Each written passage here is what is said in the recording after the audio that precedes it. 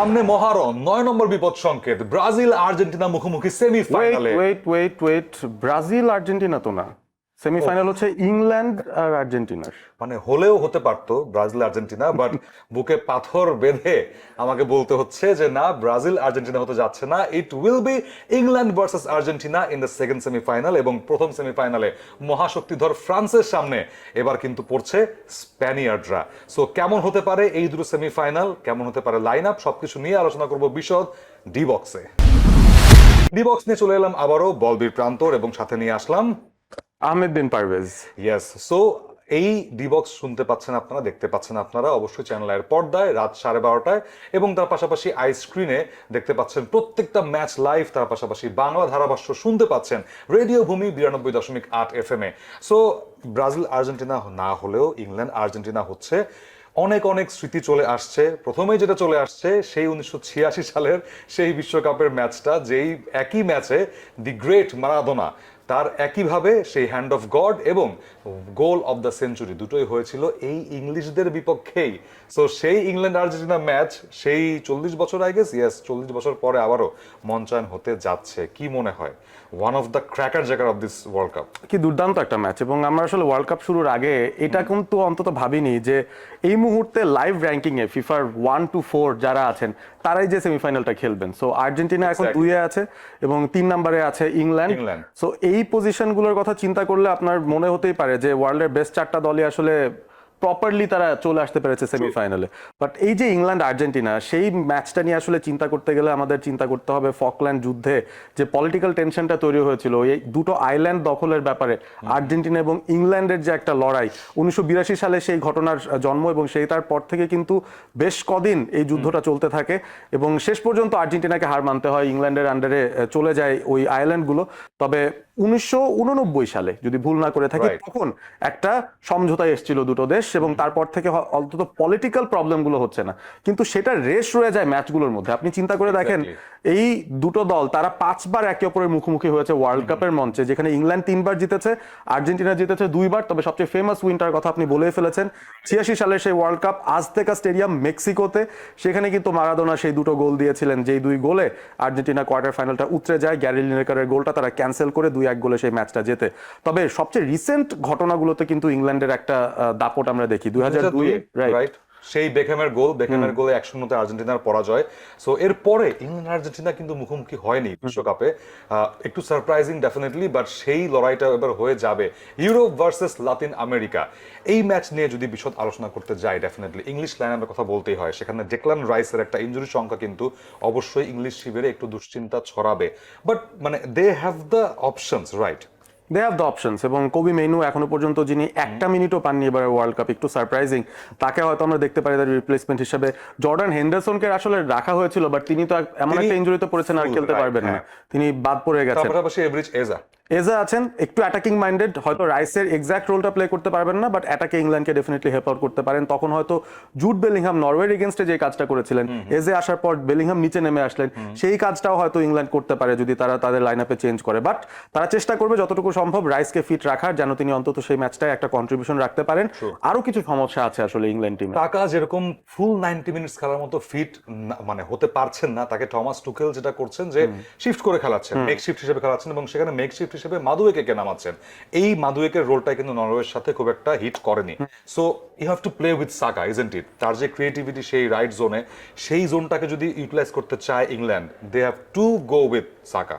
অবশ্যই, এবং সেই জায়গাটাতেই আসলে আর্জেন্টিনারও দুর্বলতা রয়েছে। আপনি তালিয়াফিকোর কথা চিন্তা করেন, ম্যাকেলিস্টারের কথা চিন্তা করেন, যাকে লেফট সাইড ধরতে হচ্ছে, তাদের ওই দুর্বল জোন দিয়েই কিন্তু প্রতিপক্ষ অ্যাটাক করে। আপনি ইজিপ্টের অ্যাটাকগুলো দেখেন, আর্জেন্টিনার রাইট সাইড থেকে বা তাদের রাইট আর্জেন্টিনার লেফট, ওই এন্ড থেকে কিন্তু আসছে। সো এই ব্যাপারটা নিশ্চয়ই নজরে রেখেছেন থমাস টুখেল। এবং বুকায়ো সাকা খুব ইম্পর্টেন্ট কম্পোনেন্ট, মেক্সিকোর সাথে তিনি স্টার্ট করেছিলেন, তবে নরওয়ের সঙ্গে আবার দেখলাম যে মাদুয়েকে কি স্টার্ট করানো হলো। সো ট্যাকটিক্যালও হতে পারে, আবার সাকাকে কিছু বাঁচিয়ে রাখা বা তার ইনজুরি থেকে আস্তে আস্তে তাকে ফিরিয়ে আনার একটা প্রসেসে হয়তো থাকতে পারেন টুকেল, সেটা একটা বিষয় হতে পারে। বাট ইংল্যান্ডের আসলে যেটা আছে সেটা হচ্ছে অতিরিক্ত বেলিংহাম এবং কেইনের উপর গোল করার জন্য নির্ভরতা। সেই জায়গাটা কিন্তু আর্জেন্টিনা একটু ফ্রিড আপ বোধহয় হয়েছিল গত ম্যাচে, বাট সেখানে অ্যান্থনি গর্ডন একটা ভালো রোল প্লে করতে পারেন, বিকজ তার গেমটাও কিন্তু ডে বাই ডে ডেভেলপ হচ্ছে। এবং ইংল্যান্ডকে নিয়ে বিশ্বকাপে যদি আমি বলি, প্রত্যেকবার ইংল্যান্ড প্রথম দিকে শুরু করে ভালো, শেষ দিকে গিয়ে কেন জানি খেই হারিয়ে ফেলে, এবং এটার পেছনে তারা যে লম্বা একটা মৌসুম কাটায় ইংলিশ প্রিমিয়ার লিগে সেটাকে অনেকে দায়ী করে। বাট এবারের ইংল্যান্ড ইজন্ট ইট ডিফারেন্ট, তারা কিন্তু প্রতি ম্যাচে ডেভেলপ করছে, প্রতি ম্যাচে শক্তিশালী হচ্ছে। মেক্সিকোর সাথে দেখুন, মানে 10 জনের টিম নিয়ে তারা শেষ আধা ঘন্টায় মেক্সিকোকে রুখে দিয়েছে। ইট wasn't a piece of cake সেখানে। সো এই ইংল্যান্ড থমাস টুকেলের আন্ডারে ডেফিনেটলি একটু ডিফারেন্ট ভাইব দিচ্ছে নাকি? আমার তো মনে হয় ডিফারেন্ট ভাইব দিচ্ছে, এবং এই ইংল্যান্ড দল ফাইনালে যদি চলেও যায় আর্জেন্টিনাকে হারিয়ে, আমি কিন্তু খুব একটা অবাক হব না। সো আর্জেন্টিনার একটু পড়তি ফর্ম, কোনো মতে তাদের ম্যাচগুলো জিতে যাবো, এবং ইংল্যান্ড যেভাবে আসলে দারুণ কামব্যাক করেছে বেশ কয়েকটা ম্যাচে, তাদের বেশ কিছু কোয়ালিটি প্লেয়ার আমরা দেখছি, রিপ্লেসমেন্টগুলোর কোয়ালিটিও বেশ ভালো। তো সবকিছু মিলিয়ে আরো একটা খুবই জটিল, ইন্টারেস্টিং, ক্লোজ ফট কন্টেস্ট হতে চলেছে বোধহয় এই ফার্স্ট সেমিফাইনালটা। এক্স্যাক্টলি। প্রেডিকশন কি আজকে দিয়ে দেবেন নাকি তোলা রাখবেন? না, তোলা রাখি।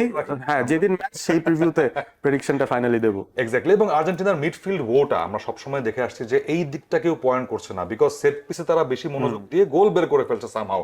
বাট ম্যাকঅ্যালিস্টার, সেনেসি, তারপর ওই একটা সেটআপ অনুযায়ী কিন্তু পারফরমেন্সটা বের করতে পারছে না আর্জেন্টিনা মিডফিল্ড দিয়ে। সবচেয়ে বড় সমস্যা আর্জেন্টিনার তাদের ওয়াইড প্লেয়ার্স নেই, এবং পুরো টুর্নামেন্ট ধরে আমরা দেখেছি যে স্ক্যালোনির ট্যাকটিক্সের মধ্যেই তিনি আসলে ওই ওয়াইড প্লেয়ারদেরকে সুযোগও দেননি। আপনি থিয়াগো আলমাদার কথা বলেন কিংবা গিলিয়ানো সিমিওনির কথা বলেন, যে দুজন ওয়াইড প্লেয়ার্স খেলতে পারতেন তাদেরকে একেবারে গেম টাইম দেনইনি বলতে গেলে। যখনই দিয়েছেন তিনি নিকো গঞ্জালেসকে দিয়েছেন, কিন্তু তার রোলটাও অনেকটা ডিফেন্সিভ রোল আমার কাছে লেগেছে রাদার দ্যান অ্যান অ্যাটাক। কিন্তু শেষ পর্যন্ত প্রুভ করেছেন শেষ ম্যাচে, সুইজারল্যান্ডের ম্যাচে, যেখানে তিনি দুর্দান্তভাবে সেই ক্রিয়েটিভ প্লেগুলো করেছেন, যার কারণেই কিন্তু আর্জেন্টিনা বেসিক্যালি বক্স থেকে বের হয়ে প্রতিপক্ষের বক্সে গিয়ে আক্রমণ করার সাহসটা পেয়েছে। সো এই আর্জেন্টিনা ইংল্যান্ড ম্যাচ ঘিরে অনেক উত্তেজনা ডেফিনেটলি থাকবে, কিন্তু আপনারা এই উত্তেজনার মধ্যে ভুলে যাবেন না যে আরেকটা ইউরোপিয়ান লড়াই অপেক্ষা করছে, এবং best of the best, number 1 versus number 4। Yes, it's France versus Spain. এই ম্যাচটা অনেক অনেক উত্তেজনাকর হতে চলেছে। স্পেনের সেই মিডফিল্ড ট্যাকটিশিয়ানরা কিন্তু মুখোমুখি হবে ফ্রান্সের অল অ্যালং অ্যাটাকার্সদের বিপক্ষে। How exciting is this setup! একটা হাই স্কোরিং গেম হলে ভালো হতো, বাট যেহেতু অপোনেন্ট টিমটা স্পেন, যারা আসলে পুরো টুর্নামেন্টেই গোল হজম করেছে মাত্র একটা, তাদের কাছ থেকে আপনি অনেকগুলো গোল আদায় করে নেবেন, কাজটা মোটেও সহজ হবে না। এবং ফ্রান্স আমার মনে হয় সোফার যেসব অপোনেন্ট ফেস করে এসেছে, this is the most high profile team যাদেরকে ফেস করবে। সো এই জায়গা থেকে ফ্রান্সের অ্যাটাকারদের কোয়ালিটির নতুন এক ধাপে এগিয়ে যেতে হবে যদি তারা স্পেনকে আসলেই হারাতে চায়। আর আরো একটা ইন্টারেস্টিং জিনিস দেখছিলাম, যেটা অনেকে বলছেন ইউএফএ চ্যাম্পিয়ন্স লিগের সেমিফাইনালের মতো কি লাইন আপটা হয়ে গেছে কিনা, যে এক সাইডে দুটো পোটেনশিয়াল ফাইনালিস্ট। অনেকে কিন্তু ধরছিলেন যে স্পেন ফ্রান্সই হয়তো ফাইনাল খেলবে, বাট আনফর্চুনেটলি এখন তারা যেহেতু এক সাইডে পড়ে গেছে, তারা কিন্তু ওই যে কোনো একটা টিমই খালি ফাইনালে যেতে পারবে। আর অন্যদিকে পড়েছে ইংল্যান্ড আর্জেন্টিনা, যাদেরকে অনেকে আর্সেনাল এবং অ্যাথলেটিকো মাদ্রিদের সাথে কম্পেয়ার করছেন, যে তুলনামূলকভাবে এই ব্র্যাকেট থেকে যারা উঠবে স্পেন বা ফ্রান্স, প্রবাবলি তারা ফেভারিট থাকবে ফাইনালটাও জেতার জন্য। তো এটা অনেকে কিন্তু বলছেন। অবশ্যই। এবং সেই স্পেনের মিডফিল্ডের কথা বলছিলাম, সেখানে এই মানে ম্যাচটা হতে যাচ্ছে আরেকটা রিয়াল বার্সা লড়াই, বিকজ সেখানে Lamine Yamal versus Kylian Mbappe. কাকে ছোট্ট করে এগিয়ে রাখছেন? আমি তো আসলে এই মুহূর্তে এমবাপ্পের চেয়ে উপরে কাউকে রাখতে পারছি না আনফরচুনেটলি। শুধুমাত্র বোধহয় লিওনেল মেসি সেই ক্যাটাগরিতে আছেন এই ওয়ার্ল্ড কাপে যদি আমরা কনসিডার করি। সো এমবাপ্পের ইম্প্যাক্টটা ইমেন্স এই ফ্রান্স টিমটার মধ্যে, এবং তিনি যখন থেকে ক্যাপ্টেন্স আর্মব্যান্ডটা পরেছেন তারপর থেকে তার ভেতরে একটা অন্যরকম ট্রান্সফরমেশন আমরা দেখতে পাচ্ছি। একেবারেই। সো আমার কাছে মনে হয় যে এই ম্যাচটা ট্যাকটিক্যালি খুবই দারুণ একটা ম্যাচ হবে। দুটো খুবই খুবই মেজর ট্যাকটিশিয়ানস তারা একে অপরের বিরুদ্ধে খেলবেন। তবে স্পেনের একটা এজ আছে যে জায়গাটায় বলতে চাই, নেশনস লিগ 2025-এ স্পেন সেমিফাইনালে ফ্রান্সকে হারিয়েছিল, 2024 ইউরোতে সেমিফাইনালে কিন্তু স্পেন ফ্রান্সকে হারিয়েছিল। সো ফ্রান্সের অ্যাকচুয়ালি প্রতিশোধ নিতে হবে এই ম্যাচটায়। এক্স্যাক্টলি, প্রদর্শন নিতে হবে। বাট ছোট্ট করে একজনের কথা দিয়ে শেষ করতে চাই এই পর্বটা। Basically Thomas Tuchel, the TT of England, তিনি কি নাম লেখাতে পারবেন কিনা ইতিহাসে? মার্সেলো লিপ্পি, তারপরে হচ্ছে ভিসেন্তে দেল বস্ক স্পেনকে নিয়ে, লিপ্পি ইতালিকে নিয়ে, এবং লাস্ট অফ অল থমাস টুকেল এবারে এসছেন। একটা চ্যাম্পিয়ন্স লিগ জয় রেকর্ড তার আছে 2021-এ চেলসির হয়ে।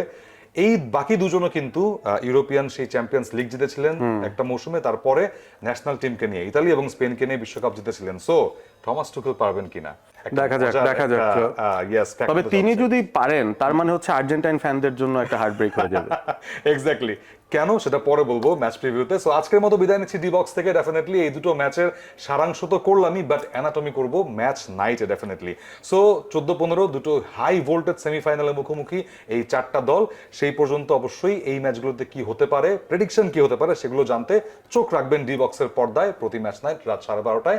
আই স্ক্রিনে দেখবেন বিশ্বকাপের ম্যাচ লাইভ এবং ভূমিতে শুনবেন, রেডিও ভূমিতে শুনবেন বাংলা ধারাভাষ্য। আজকে বিদায় নিচ্ছি ডিবক্স থেকে, গুড নাইট।